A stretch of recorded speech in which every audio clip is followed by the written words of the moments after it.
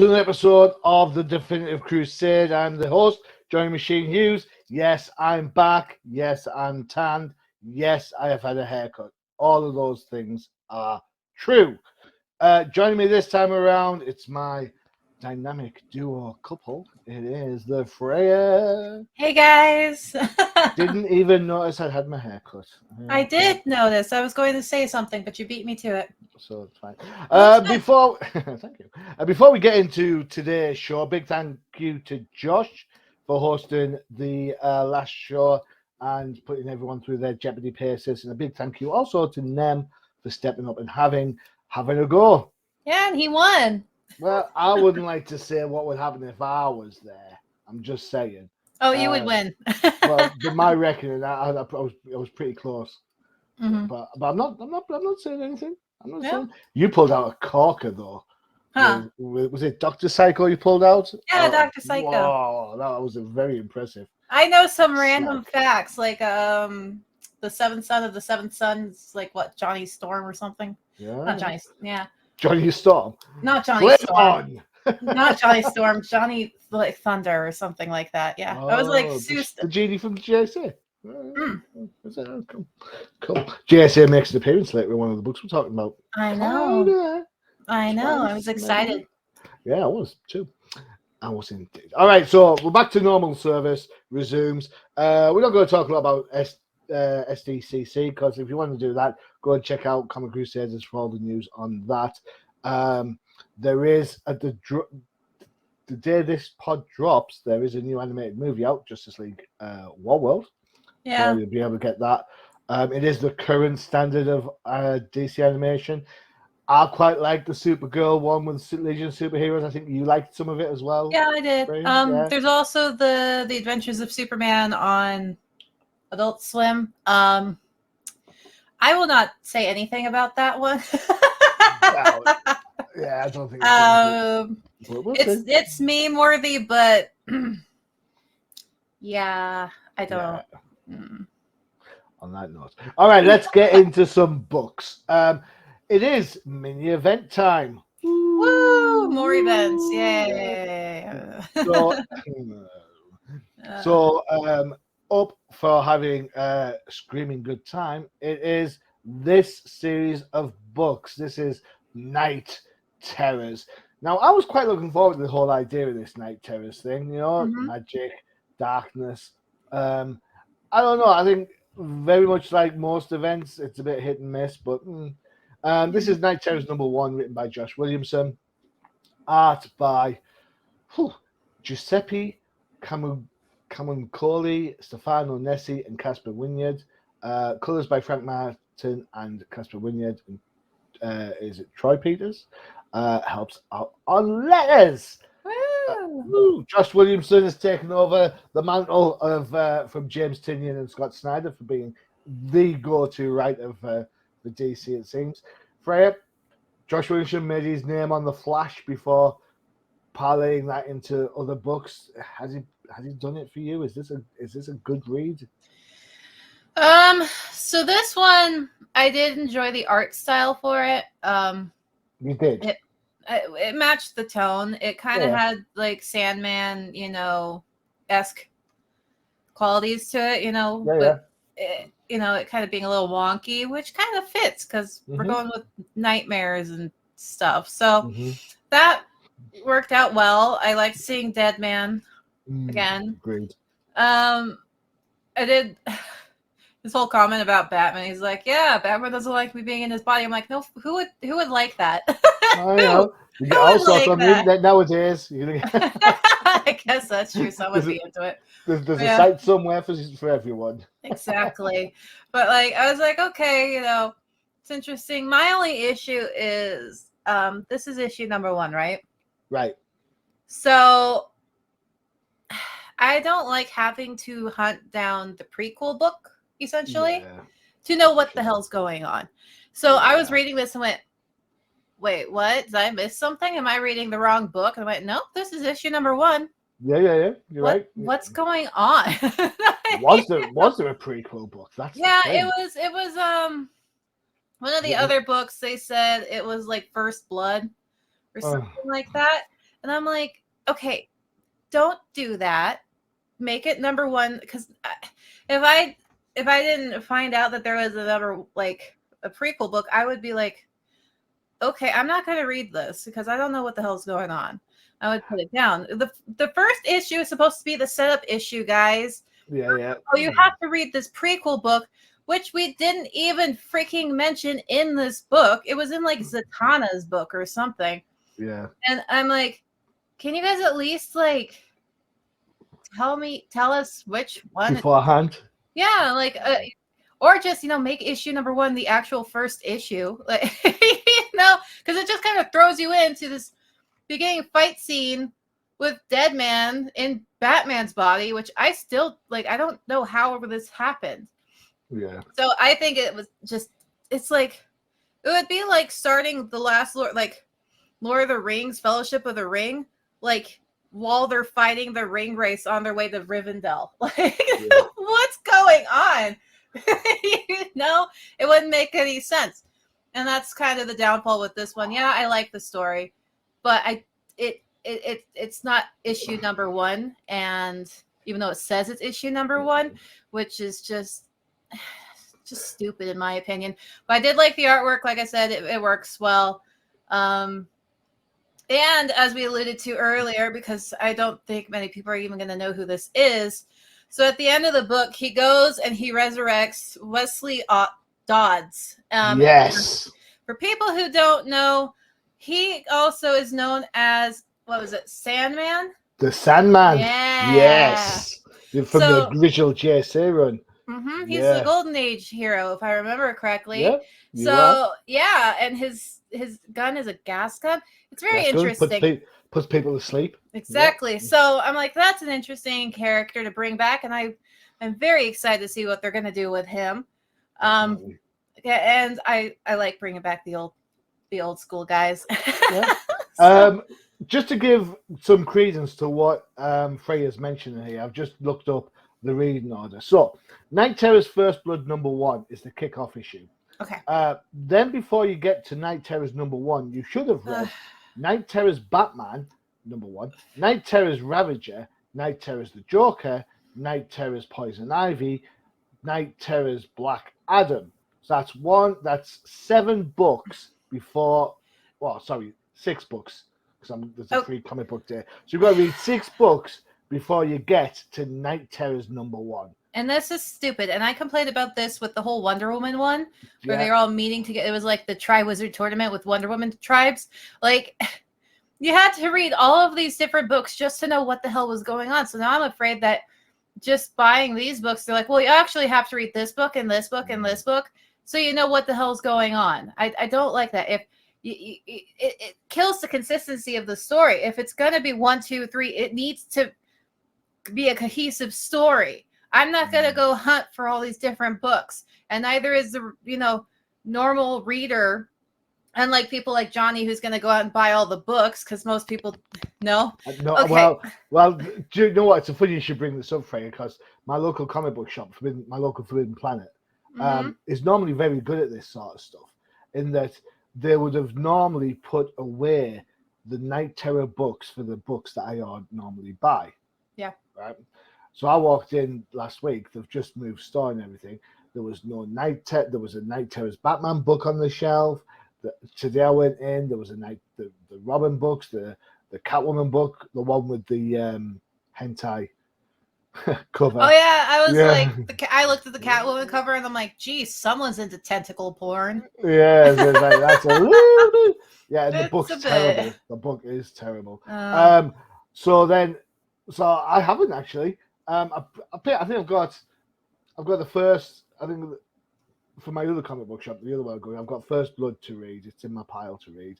I picked up the Batman one because it's Batman, and then the Zatanna one I've got to pick up because I love Zatanna, and that's it really. I've looked at the others as I flicked through and I thought, do I buy it? Do I not? I'll probably stick to the core books and go from there. But you're absolutely right. I mean, the idea is ridiculous. Big shout out, first of all, thank you to the League of ComicGeeks.com, which is where I got the information about The reading order. So credit where credit's due on that one. Yeah, thanks. But Yeah, it's still thanks, guys. I hate when they do that. It's ridiculous. I hate it. Yeah. Just give me a cohesive story, please, if I'm reading, because I don't even want to buy this now if it's going to be like that. Yeah. That's what they did with Wonder Woman. It's just a pain in the ass. I'm like, just give me my story, and then we can have all these offshoots. If I want to read the offshoots, don't make the offshoots part of the freaking main story. Like, I have to read it. They did this with Metals too. They're like, if you want to know what's going on, you have to read Nightwing this issue. I'm like, why would I do that? I just want to read this. I'll let you into a secret. The second Metals run, yeah, I didn't read any of it. I was like, no, I'm done. I'm done. I didn't enjoy Metals the first time around. I'm not going to read its sequel. Yeah, I forget that. You want to read more Batmanium or whatever the crap it was called? Why do you do this to me? All right, okay. So the premise of Night Terrors, the story is the new villain Insomnia has put the world to sleep and is living off their nightmares. That's the way it works, pretty much. Is this a way? I know we've got one Sandman in this book. Do you feel this is a way in which DC are going to bring back the Sandman? The Sandman? There's the Sandman from the Vertigo days to protect people's dreams. Maybe. I mean, they have been doing a lot more Vertigo stuff. Yeah. That's interesting. Plus, the Sandman series seems to be doing well on Netflix. Mm-hmm. So maybe that could be a possibility. Be interesting. You are right, though. I'm excited for him. Yeah, I love this. So as soon as I saw the gravestone, I was like, yeah, go on. I mean, I love. I don't know if you read it. I loved Sandman Mystery Theater, the Vertigo book that came out, kind of like a shadow noir kind of thing. I love that style. Yeah. Oh man, I think it was Guy Davis. I think off the top of my head. Man, what a good run! If you like that kind of, it kind of reminded me a lot of like the Legends of the Dark Knight. Where it's the Bruce Wayne's early years. Yeah. That kind of like retro look going on, and it's got that love interest and and all that. Well, you gotta throw in a little bit of a love interest. It doesn't have to be the main plot, but people do like having that. At least I do. Agreed. It makes them feel more human, because we fall in love and stuff. Yeah, just to clarify, we don't fall in love. No, we fall in love with other people. Even though Johnny wants me to hit on him more, no. It's not a lie. It's not a lie, is it? No. You keep telling me about guitar playing fishnets, and I just don't get any of it. Just one, it's. I even got my hair cut. Yeah, well. Oh well. All right. Okay. Candle Hope. All right. Okay. So next up is a book that I was really excited for. It's part of the Night Terrors, and I think it's a character I think we both absolutely love to bits. And has the character been done justice? That is the question.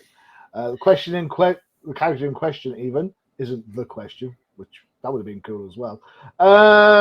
Night Terrors, Zatanna, written by Dennis Culver, David Baldwin's on art, Rain Burrido is on colors, and Pat Bruseo, is on letters. You may remember I had I gave Pat Bruseo a bit of a kicking for his letters on Wonder Woman. So, my question is this: why does it's like a riddle there? Riddle me this. Why does the art in the Zatanna book have to be wonky? I don't know. That's what I was thinking. Is there some sort of editorial rule that says if you're going to draw a girl in fishnets, you've got to do it in some sort of abstract way, so not to kind of sexualize her in some crazy way? But I don't know. I don't get it. No. I mean, do we enjoy this book?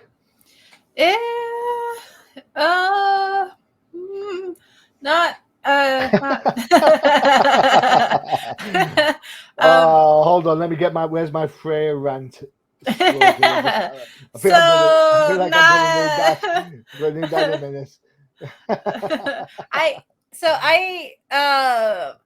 didn't really like it for a variety of reasons.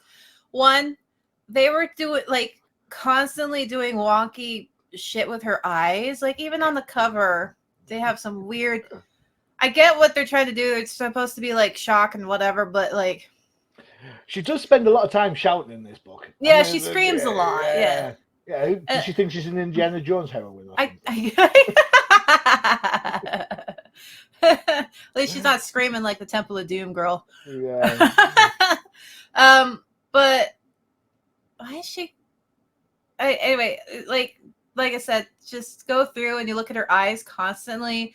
Like you covered, her eyes are doing weird crap. Page like 7. When she's holding up the barrier, she's doing weird crap right before she summons him. Maybe it's page 6. It's right before she summons. There you go. Yeah, her eyes go weird, and then the next. Yeah, then the mouth is weird. And then you go to the next page. Her eyes are doing weird stuff again. Go to the next page. More weird crap with her eyes. Go to the next page. More weird crap with her eyes. Like it's like every page almost. She has weird crap going on with her eyes. I think maybe it's just the art style, but her eyes are way. I don't know. It's weird. Also, sorry, I hate the blue on her outfit. It looks awful. In my opinion, ridiculous.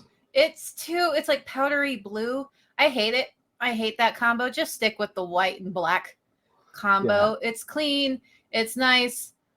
Why did we gotta do baby powder blue for her? It looks ridiculous.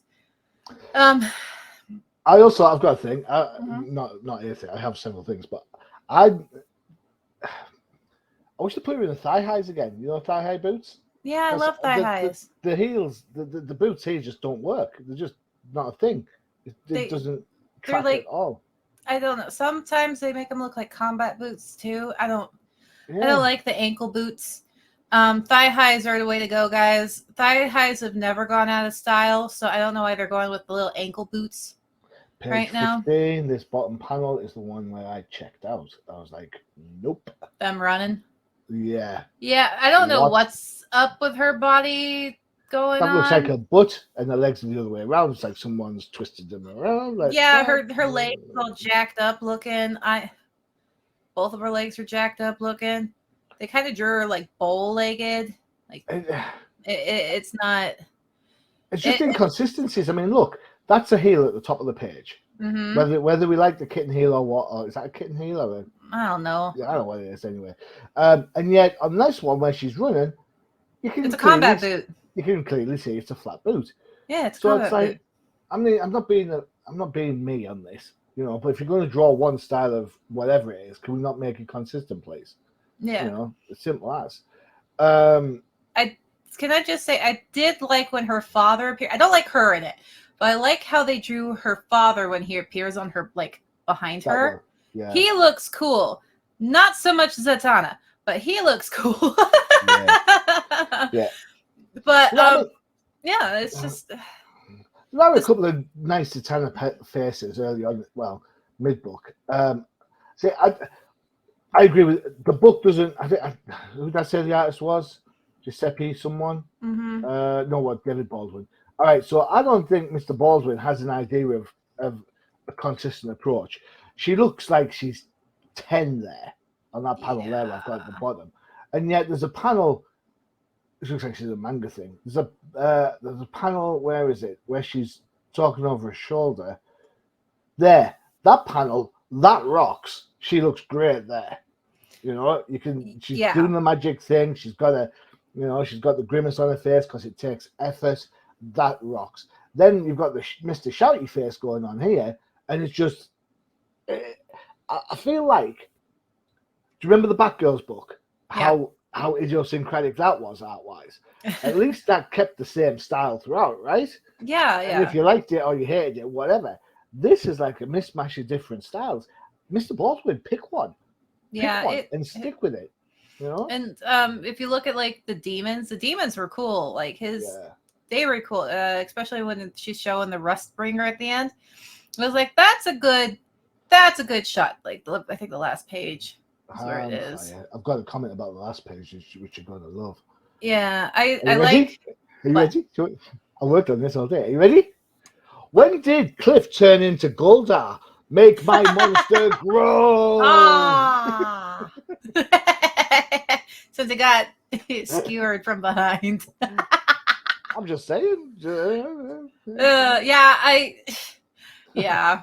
But but besides that, I get credit for bringing up the Power Rangers. Yeah, yes, you do. Good job. Woo! Woo! But I did like this panel. I like the design. I liked the other demons, dream demons or whatever. I like their designs too.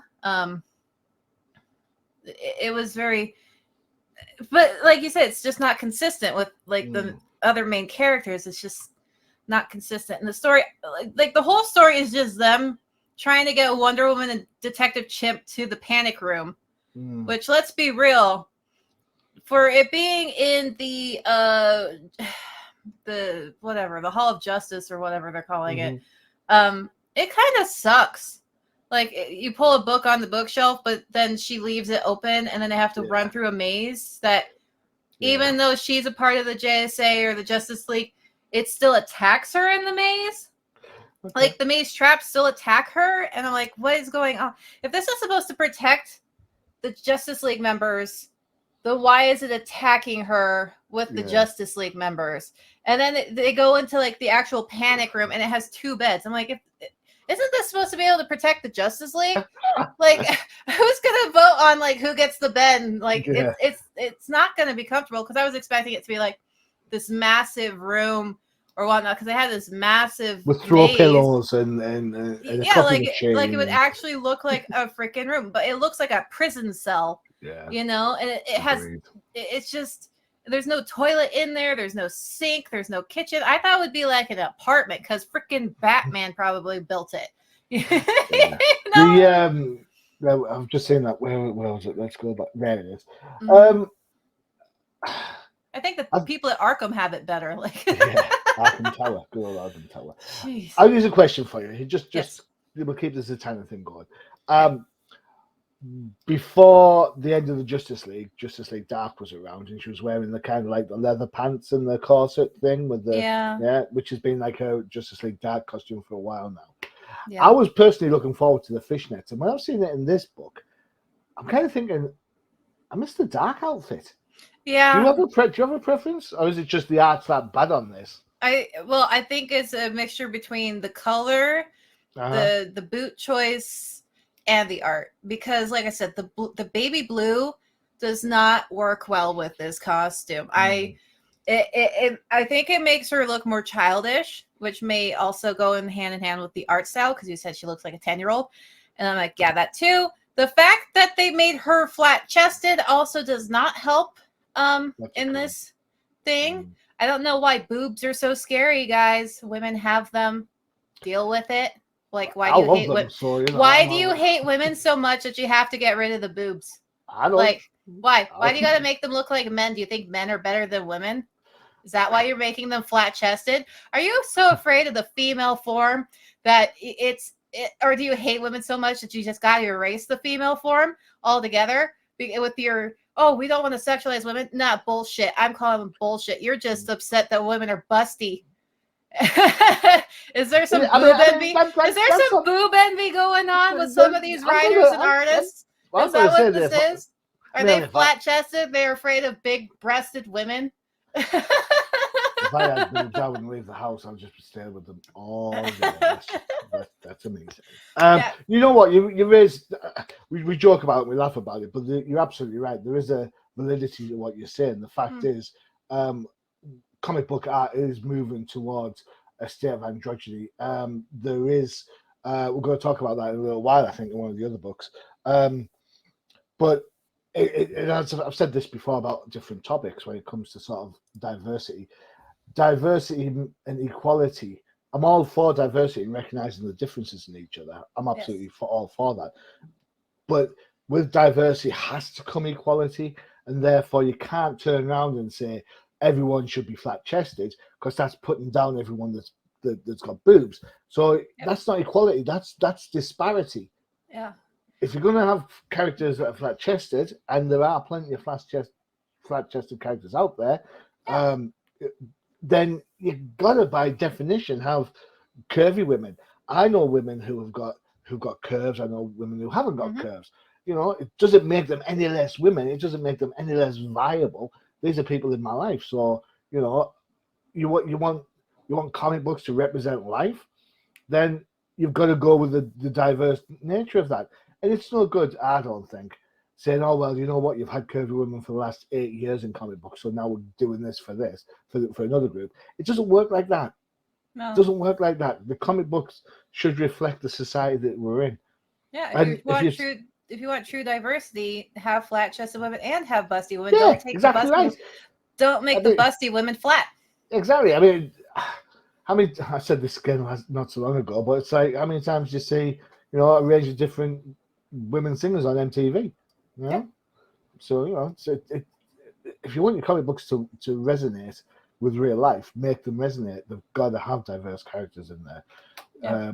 It's got to be genuine diversity. Don't just, you know. Yeah, and like I said, if you have issues with it, create an original character and do well, and then you can make them flat-chested. You know. And then I'm like, here's the thing, though. If you look at the men, you guys are like, men are overly sexualized in comics all the time. Just look at Dick Grayson. That poor guy is constantly being overly sexualized, and everyone's like, well, that's okay. But like men, most guys I know are not ultra ripped, but that's the thing about superheroes. They are the ideal of every body type. You know, they're the pinnacle of men and women. That's why they're superheroes, you know. Like I got into a discussion at work the other day in my day job, and they were saying like how, you know, why is it that Wonder Woman's always running around in like a corset and a skirt thing? I'm like, well, you've seen what she does. She high kicks, she flies, you know, she's strong. Have you tried fighting in a? Have you ever tried doing that in a business suit? No, it doesn't work. You know, it's like gymnasts. You don't turn around and say, gymnasts, by the way, you can't wear your leotard anymore. You've got to go and wear a business suit because that's what we want to see you run down the platform before you do a handspring off a pommel horse. It's just you know. I mean, and at the same time, you look at what the men wear. They're wearing skin tight crap too. It's not like one's not doing the other. And have you tried moving around? And like, there is a reason why, you know, they wear what they wear. Like you look at say, let me just say, let's just look Starfire. at Starfire. Yeah, Starfire. In the recent Tales of the Titans, even Titans #2, which to be fair, we should pick that. That's a decent little read. Titans. Yeah. But what do you expect from Tom Taylor? She's still walking around in like a unitard type thing with her thigh-high boots, and yet nobody bats an eyelid. Nobody bats an eyelid at Starfire. He was probably one of the most sexualized characters from the late 80s, early 90s, even as far as going to say post Flashpoint with the Scott Lobdell issue where she comes out the ocean and flicks her hair back and water spraying everywhere, you know. So that's a great shot, though. Yeah, but the book's Scott Lobdell, man. Scott Lobdell's right. So I mean, Harley's not particularly curvy, and yet everyone loves Harley. So. Yeah, that's true. Right, time for a break for one of our other shows. Yes, I remember a comment you made on the last pod, so this one's just for you.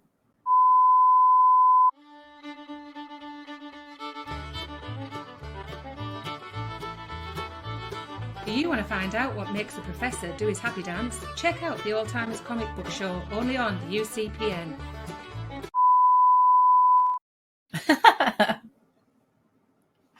Joe, you may remember a certain someone, when we mentioned the Old Timers in passing, it was like, yeah, they're just old. Everything's old. That sounds familiar. Oh, yeah. Check out the Old Timers. Check out the Old Timers Comic Book Show, where the hosts are not old, but the comic books most certainly are. The new episode that will drop next week will feature the return of the 13th Crusader. Yay, 13! Yeah, he's been on sabbatical for a while, but he's back, which is just as well, because the professor's off to Terrific Con. Oh, so there you go. Fun. Yeah, there you go. Fun in the con. All right. Next up is one of Freyja's choices. We don't alternate, and I must admit that I went with both my choices first, purely because of the timing of the thing. So apologies for that, Freyja. This is Night Terror's The Punchline, everyone's favorite crazy girl. Danny Law is on writing. Lucas Meyers is on art.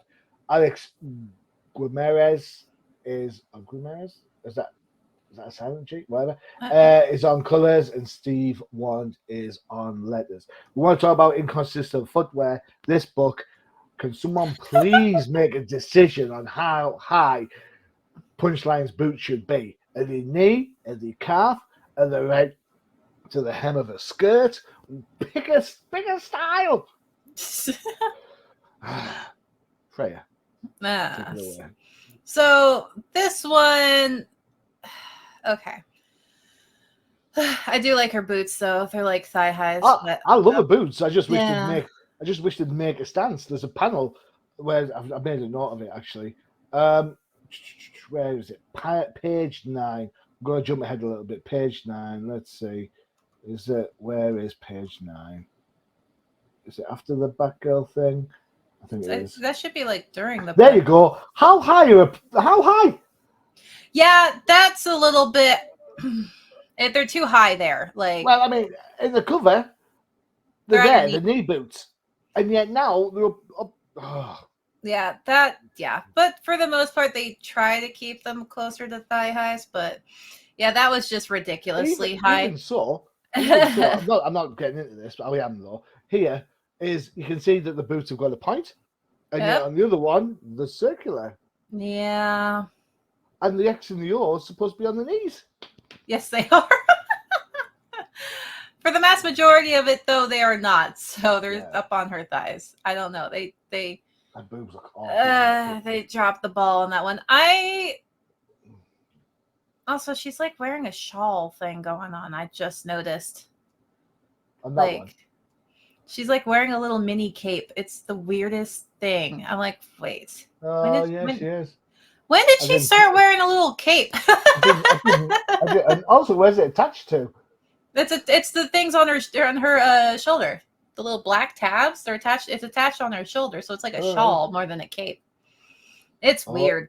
And yet it goes missing on this bottom panel here.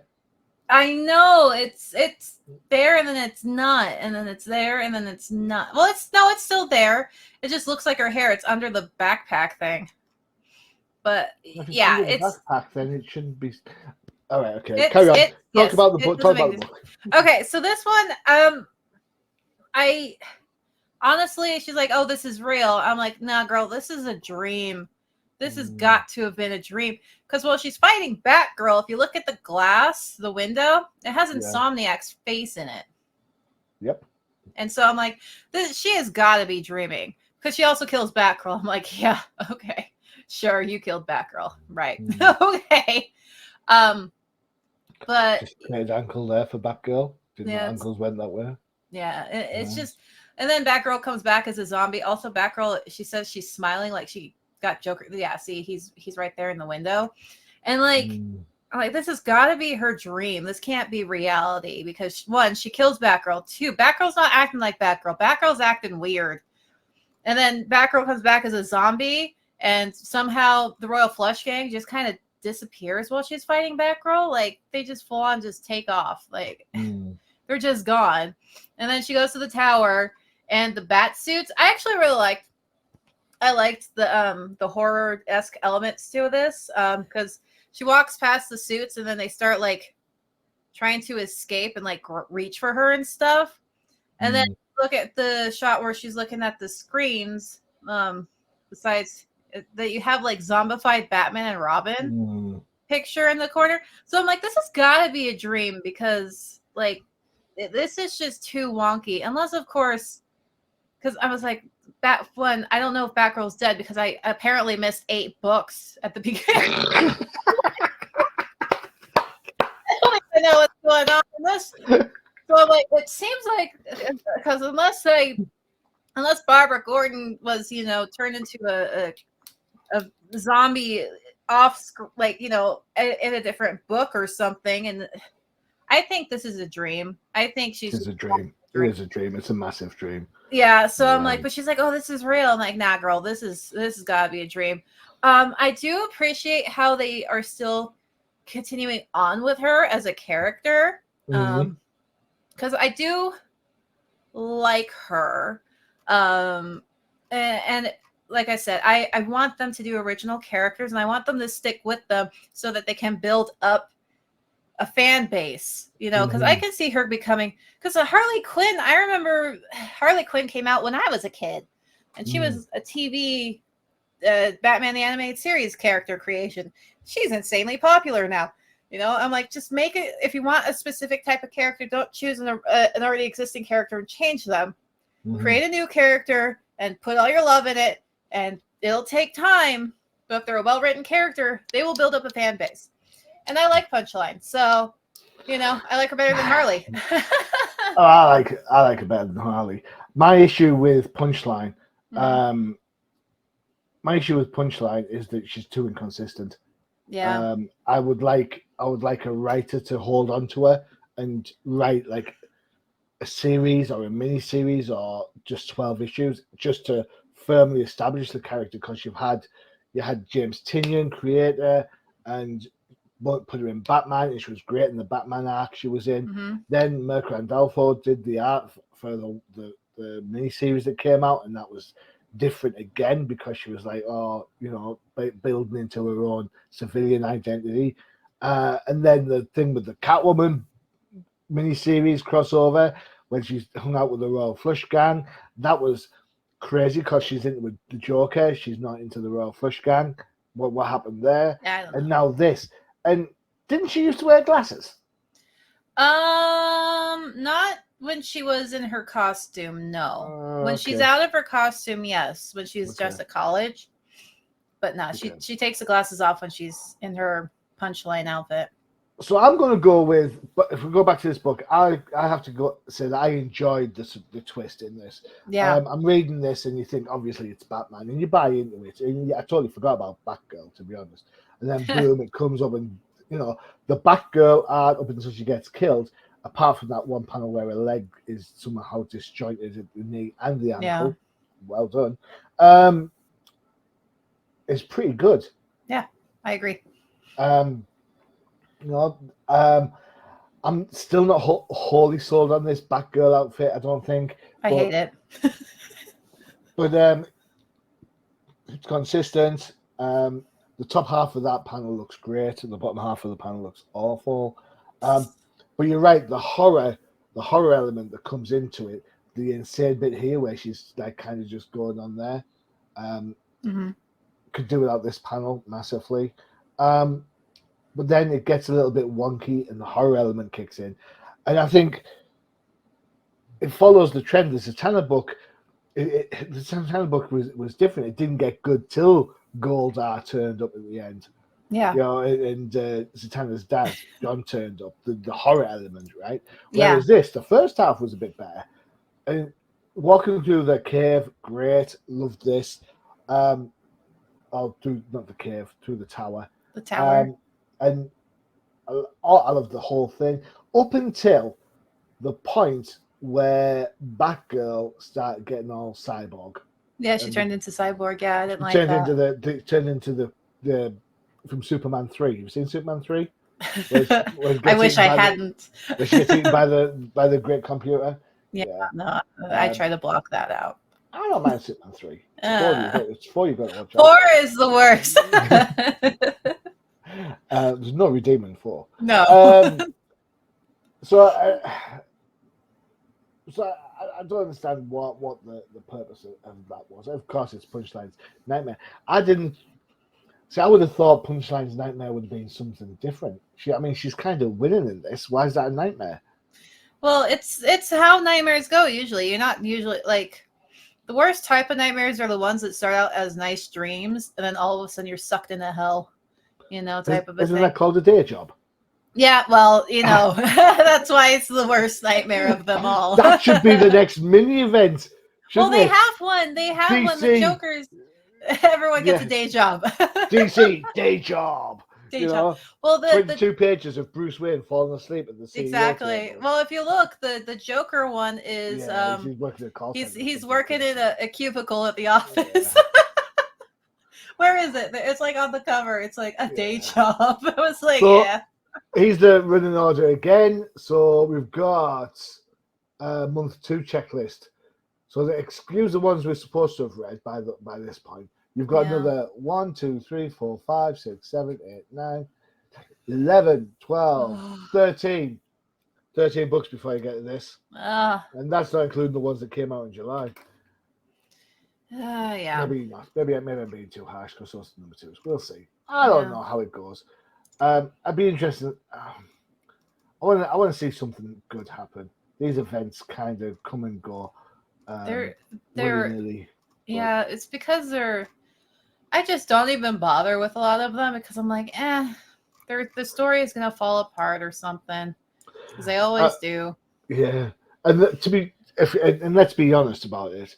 If it was a regular month for DC, we'd probably maybe talk about one of the Night Terrors. We've talked about 3 of them, mainly because that is the predominance of everything that's getting published. Because right now they dropped Robin and Flash, and who else was dropped? Green Lantern, Night Terrors, Shazam. Catwoman's in there. So. Yeah, like I don't even have enough time to like read all of them because they just drop so many all at once. I'm like, just guys, calm down a little bit, please. I need a breather. Yeah, it is what it is. But true that. Cool. Right. Excellent. Okay, so time for our final book. Another Freyja choice. And Freyja, I've got to say, I'm glad you picked. I was glad when you picked this because I was looking forward to this. I forgot this had shipped, and then unfortunately I read it. So I was like, you looked forward to this book. I did. I love Hawkgirl. I think I do too. That's why I picked it. Exactly. And now I'm just sad and disappointed. and then I read it. So you got to go take the rough with the smooth. All right. So Hawkgirl, number 1 of 6. So it's a 6-issue miniseries, which means we were done by Christmas. We don't have to worry about it anymore. Written by Jadzia Axelrod. That has got to be a made-up name. Art by Amanchi Noholapan. Apologies if I've said your name wrong. Amanchi, I've seen your work on your indie stuff. We've seen it creep into the DC world, so well done on your success. Adriel Lucas is on colors, and the letterer of choice is a fantastic letterer who's done shed loads of work for Dynamite. He works on a whole host of different indie projects. It's Hassan Otsman El Awal, and I've said that wrong, and I know I have Hassan, so again, apologies. Come on the show, tell me how to say your name. You'd be much appreciated. Right, Hawkgirl, otherwise known as Political Comment Girl. Oh my gosh. Did I just say that? I did. This book. Oh my gosh. I hate my life. Oh, jeez. Okay. Here. Let me. It's so bad we've turned it a Diet Coke. I don't drink diet. Screw that shit. Oh, I'm full fat. If I'm gonna drink, I'm drinking the good stuff. I'm not. Let me get my drink ready. This book, I was like, yeah, Hawkgirl, sweet. I like Hawkgirl. First line, I'm like, what the hell did I pick? What did I pick? What garbage? Because it was like, once upon a time there was a fox. She was so many and foxes. I was like, no wonder Freya's picked this. Yeah. It's a fox thing. Yeah, well, I didn't even know there was a fox thing, and now I'm insulted. Like, like they're much cleverer than most those around her, like women and foxes. I'm like, shut the hell up. Shut the fuck up.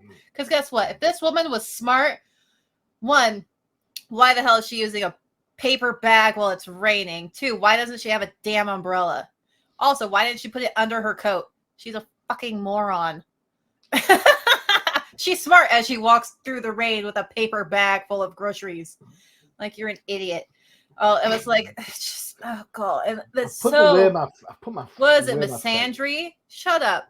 You know, there are stupid women and there's stupid men. Get over yourselves. Just because you're a woman doesn't make you magically smarter than everyone else. Like, oh my gosh. You know, it's so dumb. And then I'm like, okay, all right, maybe that will be, maybe we'll move on. Maybe we'll get past that. I do like the fox demon jumping out to attack her as she's older on a horse. Also, once again, she's riding a horse in the rain, in a tank top. She's trying to kill herself in her old age. Like, that's how you get pneumonia. Like, yes, she's so smart. And then, of course, we got bitchy hot girl. I don't know why they made her this way, but we got the bitchy one. Yay. And then, you know, she's like, oh, no, they think I can save myself. I'm like, well, of course they do. You've been bitching about how you don't need any help. So they're like, okay, fine. Catching yourself, you know? And then I was like, oh, God, I really was like, no. When Galaxy showed up, and I'm like, oh, she has a corgi. Yay. Because that's totally not some, you know, Tumblr fanfic OC character that a 12-year-old would draw. Have you seen Galaxy before? She came out like 2 years ago, and I was I tried my hardest to avoid that because I didn't want to see it. But I know she came out in like 2022, right? 2022, something like that.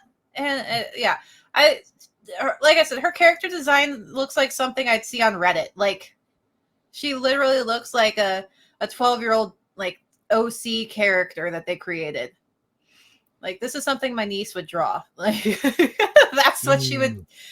Colors and everything, because my niece loves purple, and she's also glittery. If you look at her leg, she has like glitter, and I'm like, oh my gosh. I was just like, why this book? I'm like,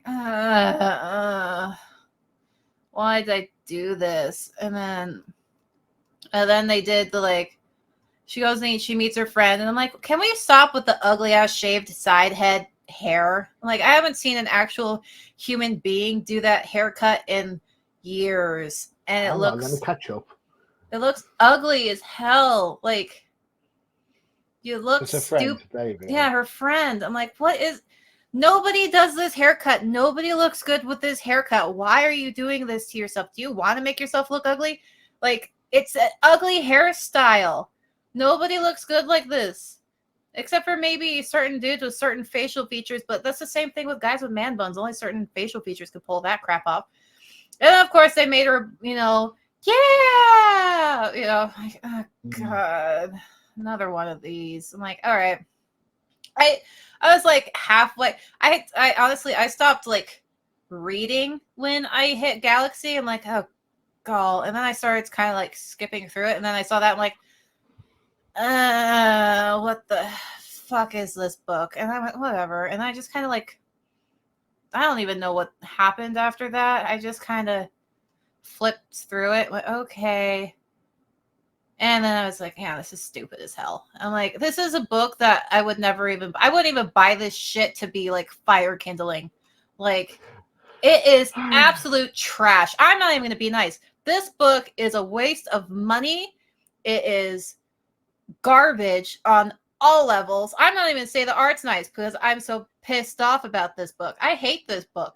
It's so fucking stupid. This is why people aren't buying comics. This shit is why people don't buy comics. Well, you just don't like. No, they don't like crap stories with crap characters. Maybe write properly. People don't want to be preached at. People want to read the superhero books to hear superheroes doing superhero shit. They don't want to see them going off on be like, they're like real people. We're gonna go and, you know, go and protest and shit. I'm like, get over yourselves. You know, if you want to, like, do you know how many people's businesses were set on fire and shit during those protests? You know how many lives were destroyed? You know how many people died during that shit? And you're out here, oh yeah, it was for a good, yeah, guess what? Good causes don't cause people's livelihoods to go down the toilet, okay?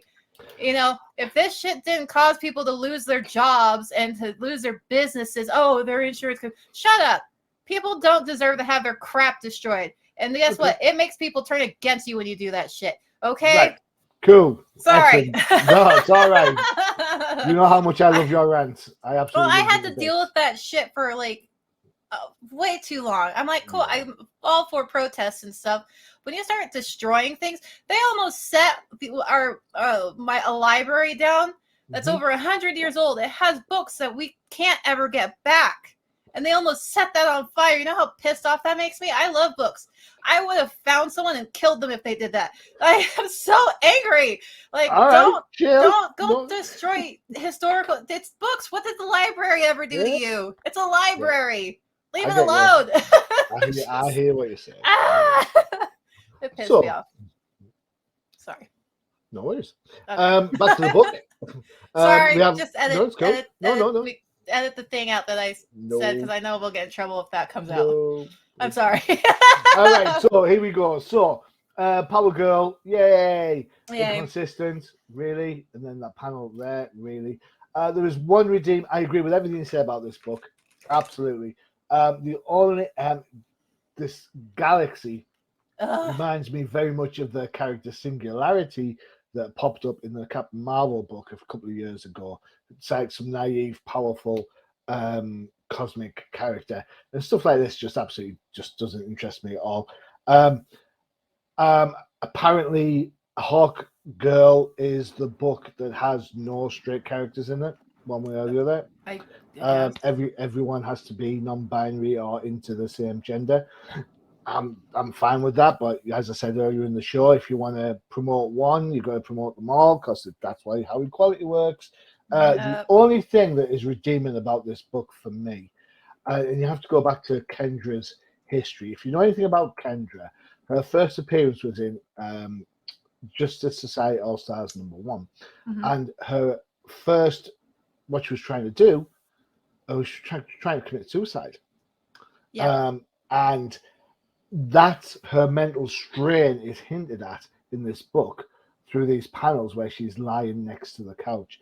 And that's probably, for me, the only redeeming factor in this whole book. The fact that they are saying, look, she has elements of mental health, of PTSD. The fact that she has lived so many lifetimes and she has so many memories. You know, you see her there just huddled up, like cuddling herself, making sure, you know, stuff like that. That's the only thing which really disappoints me, because these are the types of characters where I want them done right. Yeah. I want these types of characters to be successful for themselves, not for some sort of agenda. Yeah. You want to push an agenda on someone, just go and ask Tim Drake how successful his last series was. Or John. Yeah, it just wasn't. And then, got to bear in mind, this is a Tim Drake character that had 150 odd issues in his ongoing series a few years back. It's not like he wasn't popular. Exactly. So if you want to push an agenda and then actually means that your character is no longer the character that people love, then people are not going to buy the book. Yeah. And that's kind of how this works. If it works for people who, fine, I get it. But then I should be able to read a book that has both binary, non-binary, straight, gay, lesbian. If that, you know, that's across the board. It does. Why does it always have to be so compartmentalized? It just really knocks me a lot. And you know, a prime example is where the person, her friend from college, says, "Do I have a shot? And then, are you interested with your arms?" Yeah, Kendra has never been into people who potentially identify as female, you know. So I don't understand. I don't understand where this is coming from. You know, this is yet another example of trying to change a character for changing character's sake. You know, I don't know. It just I read it, and when Galaxy showed up, very much like you, I was like, "Yep, I'm done." And then I'm not interested in all this. I'm not interested in two characters I don't care about. It's like, what's this all about? I'm not. No, thank you. And I'm just really, really disappointed because I thought I love Hawkgirl so much, you know. So yeah, and I'm gonna be real. The best relationship I ever saw Hawkgirl was in that I liked the most was her with John Stewart. John Stewart? Green Lantern? She was when she was Green Lantern. When was she with Green Lantern? No, it was in the Justice League Unlimited TV series. Oh, right. Okay, right. Yeah. They had some of my favorite couples in that freaking show. They had Wonder Bat. They had the Question and freaking Huntress, I believe. Yeah. Their relationship was Arrow. great. Canary and Arrow. Yeah, and they had Hawkgirl and John Stewart. They did. I was thinking comic books. Nope. I quite liked Kendra with Red Arrow. Oh yeah. Back in the Justice League of America book by Ed Baines and Dwayne McDuffie. And then Hawkman turned back up, and I thought, whoa, this is interesting, interesting dynamic. That whole, do I have to be with someone because I'm predestined to be with them? You know, an element that ran through parts of the DC Legends of Tomorrow TV show, at least season 1. So, because she was into the Atom as well as, you know, so I mean, there's a lot of already good stuff about Hawkgirl you could talk about. Then why confuse matters even more by just changing it up like this? Are we saying that girls are more open to trying different things than blokes are? Well, that might be true for a lot of blokes. Depends on the person. Let's be real. It really just depends on the person. Yeah. It depends on the person. It depends on who's hitting on you as well. Yeah, that too. If they're not hot, then no. Like if a chick walked up to me with that haircut, I'd be like, absolutely fucking no. Get away from me. But here's the thing. I like girls that are feminine and very pretty and cute. And I like masculine dudes. I like how you looked at me when you said that. Thanks, Chase. Appreciate it. You got a beard. Yeah. All right, there you go. 4 up, 4 down from myself and Freyja, as always. Yep. Freyja, thank you so much for spending the time. I really did enjoy it. No problem. You make some really good points. Sorry, I rant a little bit. No, go for the rest. If anyone is interested in the things that Freyja's talking about with protests and so on, what I'd suggest you just check out a news site or several news sites that you can trust that you can get some, different opinions, different aspects. We're not saying that protests are bad. No. We have a freedom of speech. You're entitled to say what you want to say. But when you start damaging property and impacting the lives of others, well, then maybe you need to take a pause and think, really. When you're hurting innocent people that have nothing to do with what you're protesting, that's where I draw the line. I'm all for protests and whatnot. But like I said, what did the library ever, what does the library have to do with it? I suppose those fines can get kind of pesky. It's just a library. And like I said, it's just, I protest what you want, but the moment it starts to turn into a riot, it's not a protest anymore. It's a riot. It's agreed. All right. Okay. Don't forget to check out UCPN for all your favorite shows, including Freyja. K-Pop Cosmos, where we highlight and talk about K-pop groups and K-pop just soloists too. Excellent. New episode recently dropped, has it not? Yes, we did. We had an episode about Momoland, the chaotic girl group.